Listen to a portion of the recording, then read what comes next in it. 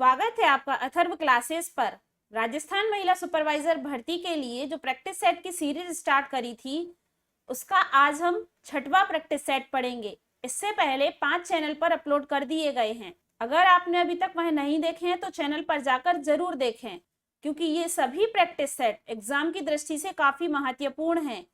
इन सभी practice set में सभी सब्जेक्ट्स को कवर किया गया है ताकि आने वाले एग्जाम के लिए आप ज्यादा से ज्यादा क्वेश्चंस की प्रैक्टिस कर सकें। तो आइए शुरू करते हैं आज की क्लास शुरू करने से पहले अगर आपने चैनल सब्सक्राइब नहीं किया है तो चैनल को सब्सक्राइब जरूर करें और आप सब भी साथ साथ में क्वेश्चन के आंसर जरूर लगाइए। वीडियो को रोक करके आंसर लगाइए और कमेंट बॉक्स में बताइए। तो आइए शुरू करते हैं। आज का पहला प्रश्न, निम्न में से किसके अनुसार विकास परिवर्तन श्रृंखला की एक अवस्था है जिसमें बच्चा भ्रूणावस्था से लेकर प्रौढ़ावस्था तक गुजरता है, विकास कहलाता है? तो ऑप्शन है जेम्स ट्रेवर, हरलॉक, मुनरो, उपर्युक्त कोई नहीं, उपर्युक्त में से कोई नहीं। तो यहाँ पर एक विकास की परिभाषा दी गई है जिसमें कहा गया है कि विकास परिवर्तन श्रृंखला की एक अवस्था है जिसमें बच्चा भ्रूणावस्था से लेकर प्रौढ़ावस्था तक गुजरता है, विकास कहलाता है। यह विकास की परिभाषा मुनरो द्वारा दी गई थी। तो इसका राइट आंसर होगा ऑप्शन नंबर सी, मुनरो।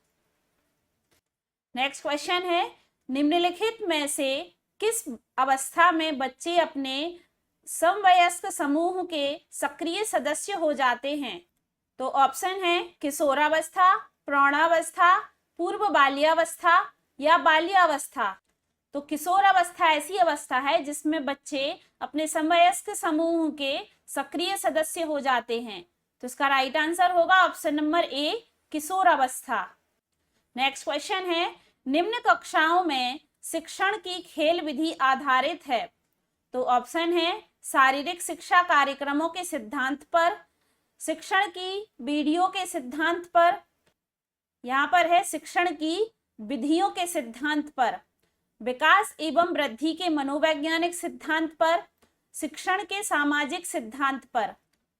तो शिक्षण की खेल विधि विकास एवं वृद्धि के मनोवैज्ञानिक सिद्धांत पर आधारित है। तो इसका राइट आंसर होगा ऑप्शन नंबर सी, विकास एवं वृद्धि के मनोवैज्ञानिक सिद्धांत पर। नेक्स्ट क्वेश्चन है, मैं कौन हूं, क्या हूं, मैं भी कुछ हूं आदि ऐसी प्रबल भावनाएं विकास की किस अवस्था की ओर इंगित होती हैं? तो ऑप्शन है किशोरावस्था, प्रौढ़ावस्था, पूर्व बाल्यावस्था या बाल्यावस्था। तो ऐसी प्रबल भावनाएं किशोरावस्था में विकसित होती हैं जिसमें बच्चा यह जानने की कोशिश करता है कि मैं कौन हूं, क्या हूं, मैं भी कुछ हूं या नहीं हूं। तो इस प्रकार की जो प्रबल भावनाएं होती हैं वह किशोरावस्था में पैदा होती हैं। तो इसका राइट आंसर होगा ऑप्शन नंबर ए, किशोरावस्था। नेक्स्ट क्वेश्चन है, इरफान खिलौने को तोड़ता है और उसके पुर्जों को देखने के लिए अलग अलग कर देता है, आप क्या करेंगे? तो ऑप्शन है उस पर हमेशा नजर रखेंगे, उसके जिज्ञासु स्वभाव को प्रोत्साहित करेंगे और उसकी ऊर्जा को सभी दिशा में संचारित करेंगे, या उसे समझाएंगे कि खिलौने को तोड़ना नहीं चाहिए, या इरफान को खिलौनों से कभी नहीं खेलने देंगे। तो प्रश्न में एक बच्चा जिसका नाम इरफान है कहा गया है कि खिलौने को तोड़ता है और उसके पुर्जे को देखने के लिए वह उसे अलग अलग कर देता है। तो इस स्थिति को देखकर आप क्या करेंगे? तो उसके क्या करेंगे, जिज्ञासु स्वभाव को प्रोत्साहित करेंगे और उसकी ऊर्जा को सही दिशा में संचारित करेंगे। तो इसका राइट आंसर होगा option number B. Next question है, बच्चों के विकास के सिरस्थ सिद्धांत के अनुसार निम्न में से सत्य कथन है? तो ऑप्शन है विकास सिर से पैर की ओर होता है, विकास पैर से सिर की ओर होता है, विकास मध्य भाग से परिधि की ओर होता है, उपर्युक्त में से कोई नहीं। तो बच्चों के विकास के सिरस्थ सिद्धांत के अनुसार विकास सिर से पैर की ओर होता है तो यही सत्य कथन है। तो इसका राइट आंसर होगा ऑप्शन नंबर ए, विकास सिर से पैर की ओर होता है। नेक्स्ट क्वेश्चन है, एक कॉलेज जाने वाली लड़की ने फर्श पर कोट फेंकने की आदत डाली है। लड़की की मां ने उसे कहा कि कमरे से बाहर जाओ और कोट को खूंटी पर टांगो। लड़की अगली बार घर में प्रवेश करती है, कोट को हाथ पर रखकर अलमारी की तरफ जाकर कोट को खूंटी पर टांग देती है। यह उदाहरण है। तो ऑप्शन है श्रृंखलायतन अधिगम का, उद्दीपन अनुक्रिया अधिगम का, प्रत्यय अधिगम का, या यह सभी। तो यह उदाहरण श्रृंखलायतन अधिगम का है, क्योंकि एक श्रृंखला में सीखने के लिए इसमें उसको जोर दिया जा रहा है। लड़की को उससे कहा जा रहा है कि कोट को फर्श पर नहीं फेंकना चाहिए, कोट को अलमारी में रखकर खूंटी पर टांगना चाहिए। तो ये एक के बाद एक श्रृंखला है और श्रृंखला में उसका अधिगम हो रहा है, या इसका मतलब वह सीख रही है। तो इसका राइट आंसर होगा ऑप्शन नंबर ए, श्रृंखलायतन अधिगम का उदाहरण है। नेक्स्ट क्वेश्चन है, अधिगम को प्रभावित करने वाला व्यक्तिगत कारक क्या है? तो ऑप्शन है संचार के साधन, समय वयस्क समूह, अध्यापक, परिपक्वता एवं आयु।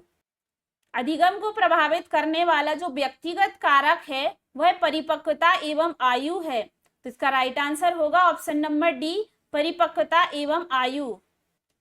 नेक्स्ट क्वेश्चन है, अधिगम निर्योग्यता का लक्षण क्या है? तो ऑप्शन है भागने की प्रवृत्ति होना, प्रशांत, ऊर्जावान एवं विध्वंसक होना, अवधान संबंधी बाधा या विकार, अभिप्रेरणा का अभाव। जो अधिगम निर्योग्यता का लक्षण है वह अवधान संबंधी बाधा या विकार है। तो इसका राइट आंसर होगा ऑप्शन नंबर सी, अवधान संबंधी बाधा या विकार। नेक्स्ट क्वेश्चन है, रचनात्मक लेख का नियोजन होना चाहिए।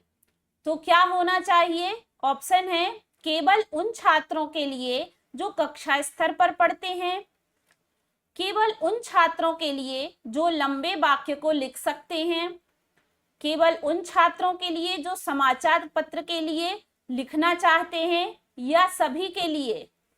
तो रचनात्मक लेख का नियोजन उन सभी छात्रों के लिए है जो कक्षा स्तर पर पढ़ते हैं, जो लंबे वाक्य को लिख सकते हैं, या जो समाचार पत्र के लिए लिखना चाहते हैं। तो सभी छात्रों के लिए रचनात्मक लेख का नियोजन होना चाहिए। तो इसका राइट आंसर होगा option number D. Next question है, पिछड़े बालक का शिक्षा के क्षेत्र में विकास करने के लिए क्या करना चाहिए? तो ऑप्शन है पिछड़ेपन के कारणों की खोज करना, व्यक्तिगत ध्यान, पाठ्यांतर क्रियाओं की व्यवस्था, या उपर्युक्त सभी।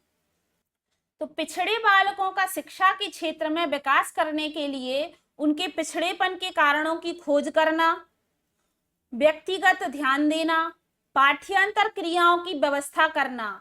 तो ये सभी करना चाहिए पिछड़े बालक की शिक्षा के क्षेत्र में विकास करने के लिए। तो इसका राइट आंसर होगा ऑप्शन नंबर डी, उपर्युक्त सभी। नेक्स्ट क्वेश्चन है, निम्न में से क्या मानसिक रूप से पिछड़े बालकों की विशेषता है? तो ऑप्शन है संवेगात्मक रूप से अस्थिर, रुचियां सीमित होती हैं, निरंतर अव्यवस्था का होना, या यह सभी। तो मानसिक रूप से पिछड़े बालकों की विशेषता संवेगात्मक रूप से अस्थिर, रुचियां सीमित होती हैं, निरंतर अव्यवस्था का होना। ये मानसिक रूप से पिछड़े बालकों की क्या है? विशेषताएं हैं। तो इसका राइट आंसर होगा ऑप्शन नंबर डी, यह सभी। नेक्स्ट क्वेश्चन है, निम्नलिखित में से क्या मानसिक रूप से पिछड़े बालकों की विशेषता नहीं है? तो ऑप्शन है शैक्षिक उपलब्धि, सामान्य बालकों से कम, पिछड़ेपन का कारण वंशानुगत, पिछड़ेपन का कारण वातावरण, निर्देश देना, समस्या नहीं। तो यहाँ पर मानसिक रूप से पिछड़े बालकों की विशेषता नहीं है के बारे में पूछा है। तो अगर हम बात करें उसकी विशेषता की, मानसिक रूप से पिछड़े बालकों की विशेषता की, तो शैक्षिक उपलब्धि सामान्य बालकों से कम, पिछड़ेपन का कारण वंशानुगत भी हो सकता है, पिछड़ेपन का कारण वातावरण भी हो सकता है। तो ये इसकी विशेषताएं हैं। निर्देश देना समस्या नहीं, यह इसकी विशेषता नहीं है। तो इसीलिए इसका राइट आंसर होगा ऑप्शन नंबर डी, निर्देश देना समस्या नहीं। नेक्स्ट क्वेश्चन है, ब्रेल लिपि का प्रयोग किस प्रकार के विकलांग बालकों की शिक्षा व्यवस्था के लिए किया जाता है? तो ऑप्शन है अंधे बालकों के लिए, श्रवण दोष युक्त बालकों के लिए, विकलांग बालकों के लिए, या इनमें से कोई नहीं। तो यहाँ पर पूछा गया है ब्रेल लिपि का प्रयोग किस प्रकार के विकलांग बालकों के लिए शिक्षा व्यवस्था के लिए किया जाता है। तो ब्रेल लिपि एक ऐसी लिपि है जिसमें उभरे हुए अक्षरों की छपाई होती है। तो इसमें जो अंधे बालक हैं उनके लिए शिक्षा व्यवस्था की जाती है इस प्रकार की। तो इसका राइट आंसर होगा ऑप्शन नंबर ए, अंधे बालकों के लिए ब्रेल लिपि का प्रयोग किया जाता है। नेक्स्ट क्वेश्चन है, किस अवस्था के बालक की देखभाल आवश्यक है? तो ऑप्शन है बाल्यावस्था, किशोर अवस्था, शैशवावस्था, या यह सभी। तो बालकों की देखभाल सभी अवस्थाओं में जरूरी है, चाहे वह बाल्यावस्था हो, किशोर अवस्था हो, या शैशवावस्था हो। सभी अवस्थाओं में बालक की देखभाल आवश्यक है। तो इसका राइट आंसर होगा ऑप्शन नंबर डी, यह सभी। नेक्स्ट क्वेश्चन है, किशोर अवस्था में संरक्षण की आवश्यकता किस क्षेत्र में होती है? तो ऑप्शन है शैक्षिक, व्यक्तिगत, व्यावसायिक, या यह सभी। तो किशोर अवस्था में संरक्षण की आवश्यकता उसके शैक्षिक, उसके व्यक्तिगत, उसके व्यावसायिक सभी क्षेत्रों में आवश्यक होती है। तो इसका राइट आंसर होगा ऑप्शन नंबर डी, यह सभी। नेक्स्ट क्वेश्चन है, बाल्यावस्था में किस प्रकार के संरक्षण की आवश्यकता होती है? तो ऑप्शन है व्यक्तिगत, पारिवारिक, सामाजिक, या यह सभी। तो बाल्यावस्था में पारिवारिक, व्यक्तिगत, पारिवारिक, सामाजिक इन सभी की आवश्यकता होती है। तो इसका राइट आंसर होगा ऑप्शन नंबर डी, यह सभी। नेक्स्ट क्वेश्चन है, बच्चों की देखभाल आवश्यक है नैतिक विकास हेतु, संवेगात्मक विकास हेतु, मानसिक विकास हेतु, या उपर्युक्त सभी। तो बच्चों की देखभाल उनके नैतिक विकास हेतु, उनके संवेगात्मक विकास हेतु, उनके मानसिक विकास हेतु इन सभी के लिए आवश्यक है। तो इसका राइट आंसर होगा ऑप्शन नंबर डी, उपर्युक्त सभी। नेक्स्ट क्वेश्चन है, संस्थागत शिक्षा साधन क्या है? तो ऑप्शन है परिवार, समाज, स्कूल, या मित्र मंडली। तो संस्थागत शिक्षा का मतलब है स्कूल से। तो इसका राइट आंसर होगा option number D, school. Next question है, ऑस्टियोपोरोसिस नामक रोग किस विटामिन की कमी के कारण होता है? तो ऑप्शन है vitamin A, vitamin B, vitamin C, या विटामिन डी। तो ऑस्टियोपोरोसिस नामक रोग विटामिन डी की कमी से होता है। तो इसका राइट आंसर होगा option number D, vitamin D. साथ ही याद रखिए कि विटामिन डी का रासायनिक नाम होता है कैल्सीफेरॉल। तो प्रश्न यहां से भी बन सकता है कि विटामिन डी का रासायनिक नाम क्या है? तो विटामिन डी का रासायनिक नाम कैल्सीफेरॉल है। नेक्स्ट क्वेश्चन है, एक वयस्क को विटामिन सी की प्रतिदिन कितनी आवश्यकता होती है? तो ऑप्शन है 20 से 30 मिलीग्राम, 8 से 10 मिलीग्राम, 40 से 60 मिलीग्राम, या 10 से 20 मिलीग्राम। तो एक वयस्क को प्रतिदिन विटामिन सी की 40 से 60 मिलीग्राम आवश्यकता होती है। तो इसका राइट आंसर होगा ऑप्शन नंबर सी, 40 से 60 मिलीग्राम। नेक्स्ट क्वेश्चन है, भारत में पोषण की राष्ट्रीय संस्था NIN कहाँ स्थित है? तो ऑप्शन है हैदराबाद, गोवा, मुंबई, या पुणे। तो भारत की राष्ट्रीय संस्था NIN, जिसका फुल फॉर्म होता है नेशनल इंस्टीट्यूट ऑफ न्यूट्रिशन, तो इसका मुख्यालय हैदराबाद में स्थित है। तो इसका राइट आंसर होगा option number A, Hyderabad. Next question है, विटामिन ए का रासायनिक नाम क्या है? तो ऑप्शन है पेट्रोथेनिक अम्ल, रेटिनॉल, थायमीन या राइबोफ्लेविन। तो विटामिन ए का रासायनिक नाम रेटिनॉल है, तो इसका राइट आंसर होगा option number B, retinol. Next question है, न्यूराइटिस किस विटामिन की कमी के कारण हो सकता है? तो ऑप्शन है vitamin C, vitamin D, vitamin B या विटामिन के। तो न्यूराइटिस विटामिन बी की कमी के कारण होता है, तो इसका राइट आंसर होगा option number C, vitamin B. Next question है, गर्भावस्था के दौरान प्रतिदिन कितने ग्राम प्रोटीन लेना चाहिए? तो ऑप्शन है 90 ग्राम, 70 ग्राम, 20 ग्राम या 80 ग्राम। गर्भावस्था के दौरान प्रतिदिन 80 ग्राम प्रोटीन लेना चाहिए, तो इसका राइट आंसर होगा ऑप्शन नंबर डी, 80 ग्राम।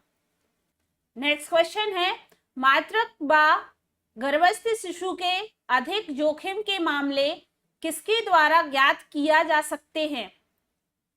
तो ऑप्शन है पार्टोग्राम, सर्वाइकोग्राम या कार्डियोटोकोग्राफ या यह सभी। तो मातृ व गर्भस्थ शिशु के जो जोखिम के मामले वह कार्डियोटोकोग्राफ के द्वारा ज्ञात किए जा सकते हैं, तो इसका राइट आंसर होगा option number C. Next question है, हेपेटाइटिस रोग मनुष्य के किस अंग को क्षतिग्रस्त करता है?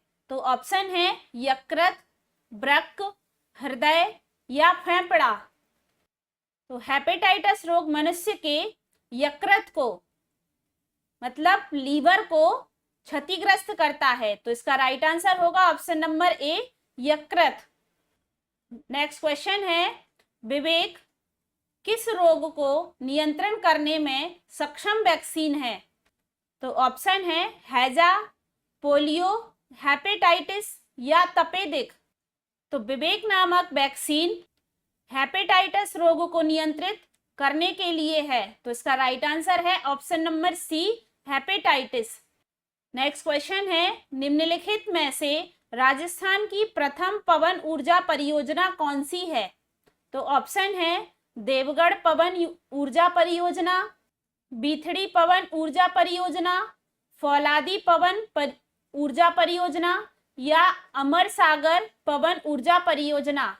तो राजस्थान की प्रथम पवन ऊर्जा परियोजना अमर सागर पवन ऊर्जा परियोजना है, तो इसका राइट आंसर होगा ऑप्शन नंबर डी, अमर सागर पवन परियोजना। साथ ही याद रखिए कि जो राजस्थान की पहली पवन ऊर्जा परियोजना है उसकी स्थापना 10 अप्रैल 1999 में इसकी स्थापना हुई थी और यह जैसलमेर जिले के अमर सागर में इसकी स्थापना हुई थी। तो ये दोनों चीजें याद रखिए कि राजस्थान की जो पहली प्रथम पवन ऊर्जा परियोजना थी उसकी स्थापना 10 अप्रैल 1999 को जैसलमेर जिले के अमर सागर में हुई थी। और इसी के साथ याद रखिए कि जो राजस्थान की दूसरी पवन परियोजना है वह देवगढ़ प्रताप में है और इसकी स्थापना 6 मार्च 2001 को हुई थी। दूसरी पवन परियोजना की स्थापना 6 मार्च 2001 को हुई थी और पहली की 10 अप्रैल 1999 को हुई थी। तो आइए अब देखते हैं नेक्स्ट क्वेश्चन। राजस्थानी शैली की प्रमुख सिर की टोपी या पगड़ी में से किसने भारत की प्रसिद्धि अर्जित की है? तो ऑप्शन है जयपुरी, जोधपुरी, मेवाड़ी या नगरी।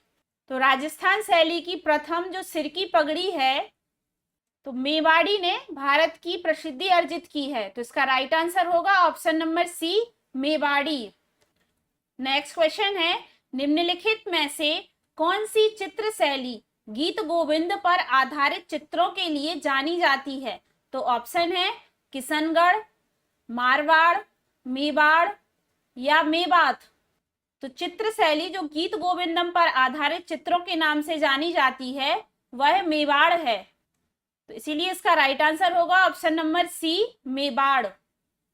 नेक्स्ट क्वेश्चन है, दिल्ली, आगरा, जयपुर को क्या कहा जाता है? तो ऑप्शन है Rajasthan calling, place on wheels, मारू त्रिभुज या स्वर्ण त्रिभुज। तो दिल्ली, आगरा, जयपुर को स्वर्ण त्रिभुज कहा जाता है। तो इसका राइट आंसर है ऑप्शन नंबर डी, स्वर्ण त्रिभुज। नेक्स्ट क्वेश्चन है 1857 के विद्रोह के दौरान ब्रिटिश और जोधपुर राज्य की संयुक्त सेना को किसने हराया था? तो ऑप्शन है तात्या टोपे, रावत जोध सिंह, शहजाद फिरोज शाह, ठाकुर कुशाल सिंह। तो इसका राइट आंसर है option number D, Thakur Kushal Singh. 1857 के विद्रोह के दौरान ब्रिटिश और जोधपुर राज्य की जो संयुक्त सेना को हराया था वह ठाकुर कुशाल सिंह ने हराया था।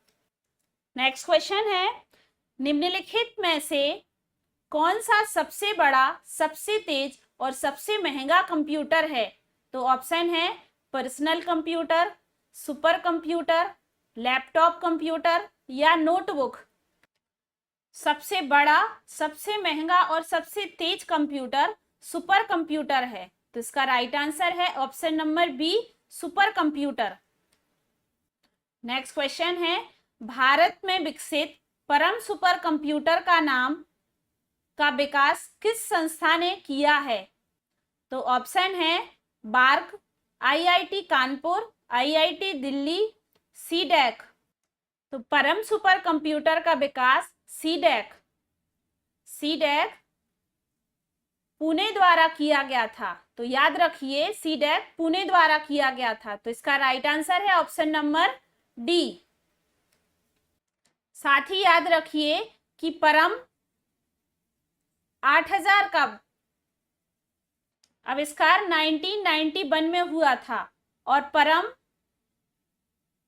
10,000 का विकास 1998 में हुआ था। तो परम 8000 भारत का पहला सुपर कंप्यूटर था जिसका विकास 1991 में हुआ था। नेक्स्ट क्वेश्चन है प्रिंट के लिए कौन सा मेन्यू सिलेक्ट किया जाता है? तो ऑप्शन है एडिट, स्पेशल, फाइल या टूल्स। तो प्रिंट के लिए फाइल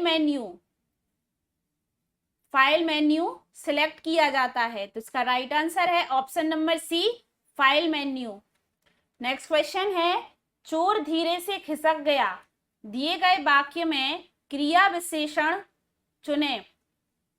तो ऑप्शन है खिसक गया, धीरे से खिसक गया, धीरे से या चोर धीरे से खिसक गया। तो यहां पर क्रिया विशेषण पूछा गया है। तो इस वाक्य में चोर धीरे से खिसक गया, ये पूरा वाक्य ही क्रिया विशेषण होगा। तो इसका राइट आंसर है option number D. Next question है निम्नलिखित दिए गए वाक्य के अनुसार एक शब्द चुने जो 2 सप्ताह में एक बार हो, जो 2 सप्ताह में एक बार हो। तो ऑप्शन है द्विसप्ताहिक, पाक्षिक, 15वीं या साप्ताहिकी। जो 2 सप्ताह में एक बार हो वह पाक्षिक है। तो इसका राइट आंसर है ऑप्शन नंबर बी, पाक्षिक। नेक्स्ट क्वेश्चन है अति धन अंत की संधि क्या होगी? तो ऑप्शन है अत्यंत, अत्यंत, अत्यंत या अत्यंत। तो सबसे पहले इसको जानते हैं कि यह कौन सी संधि है। तो अति धन अंत, इसकी संधि बनेगी अत्यंत और यह यण स्वर संधि है। तो इसका राइट आंसर होगा ऑप्शन नंबर बी, अत्यंत। नेक्स्ट क्वेश्चन है 87,878 माइनस 7,878 माइनस 6,666 माइनस 7,077 माइनस 33। तो इसको सॉल्व करना है। तो सबसे पहले क्या करेंगे, जिसमें माइनस है उनको माइनस कर देंगे। तो 7,878, 6,666, 7,777 और 33। सबसे पहले इनको सॉल्व कर लेंगे और सब में क्या है, माइनस है। तो ये माइनस माइनस प्लस और ये माइनस माइनस प्लस हो जाएंगे, तो इनको करेंगे, जोड़ेंगे। तो यहां पर जोड़ेंगे 8 6 14, 7 21 और 3 24, तो 4 2, 7 6 13, 13 7 20, 20 और 3 23, 23 और 2 25, तो यहाँ पर 5, फिर से 2, 8 6 14, 14 और 7 21, 21 और 2 23, तो फिर से यहाँ 3 और 2, 7 और 6 13 और 2 15। तो इस प्रकार ये माइनस का है, 15,354 आया। तो अब जो फर्स्ट वाला प्लस का है 87,878, वैसे क्या माइनस करना है, जो हमने सॉल्व किया है 15,354, तो इसको इसके नीचे लिख लेंगे 15,354। अब माइनस कर देंगे इसको, तो 8 4 माइनस करेंगे, 4 7 5 माइनस करेंगे तो आएगा 2, 8 3 माइनस करेंगे तो आएगा 5, 7 2 माइनस 7 5 माइनस करेंगे तो आएगा 2 और 8 1 माइनस करेंगे तो आएगा 7। तो ये आ गया 72,524। तो देखेंगे 72,524, तो ये इसका राइट आंसर है option number D, 72,524। Next question है 589 प्लस 187 का होल स्क्वायर दिया है, माइनस 589 माइनस 187 का होल स्क्वायर दिया है, अपॉन में दिया है 589 गुणा 187। तो इसको सॉल्व करना है, तो सीधा सीधा इसमें फॉर्मूला लगा देंगे। फॉर्मूला होता है a प्लस बी का whole square minus a minus B का whole square upon a into B. तो ये फॉर्मूला होता है इक्वल 4ab अपॉन ab। तो ये सीधा सीधा फॉर्मूला दिया है। अगर अब हम यहाँ पर a और b का मान रखेंगे भी तो ये ab और ये ab कैंसिल हो जाएंगे, तो यहाँ पर सिर्फ 4 बचेगा, तो यही इसका राइट आंसर होगा। तो इसीलिए इसका राइट आंसर है option number A 4। Next question दिया है 735 गुणा 735 गुणा 735 माइनस 105 गुणा 105 गुणा 105 अपॉन में दिया है 735 गुणा 735 प्लस 735 गुणा 105 प्लस 105 गुणा 105। तो सबसे पहले तो इसको फॉर्मूला से लिख लेंगे। तो अगर हम इन तीनों को देखेंगे तो ये हो जाएगा 735 का क्यूब माइनस 105 का क्यूब अपॉन में है ये 735 का स्क्वायर प्लस 735 इंटू 105 और फिर प्लस में है 105 का स्क्वायर। तो ये एक फॉर्मूला होता है कि A cube plus B cube, sorry यहां माइनस होता है, तो ये होगा A cube minus B cube upon A square plus A B plus B square. तो ये होता है ए माइनस बी। तो जहां पर ए है हमारा 735 और बी है 105, तो अगर हम ये फॉर्मूला देखेंगे A cube minus B cube upon A square plus A B plus B square, तो ये पूरा फॉर्मूला बनता है। तो इस प्रकार क्या बन जाएगा, ए माइनस बी। तो ए की वैल्यू क्या है 735 और बी की वैल्यू है 105। तो बस अब हमें करना क्या है कि 735 में से 105 माइनस करना है, तो हमारा आंसर आ जाएगा। तो 735 में से 105 माइनस करेंगे तो आएगा 630। तो यही आंसर है हमारा। अब हम ऑप्शन में देखेंगे तो ये है ऑप्शन नंबर ए 630। तो आज की क्लास यहीं पर समाप्त करते हैं। आशा करते हैं आज की क्लास आपको पसंद आई होगी। अगर वीडियो पसंद आई है तो वीडियो को लाइक जरूर करें और ज्यादा से ज्यादा लोगों तक शेयर करें। अगर आपने अभी तक चैनल सब्सक्राइब नहीं किया है तो चैनल को सब्सक्राइब जरूर करें और बेल आइकन प्रेस करें ताकि आने वाली वीडियो का नोटिफिकेशन आप तक पहुंच सके। जल्दी हम अपने अगले प्रैक्टिस के साथ मिलते हैं। धन्यवाद।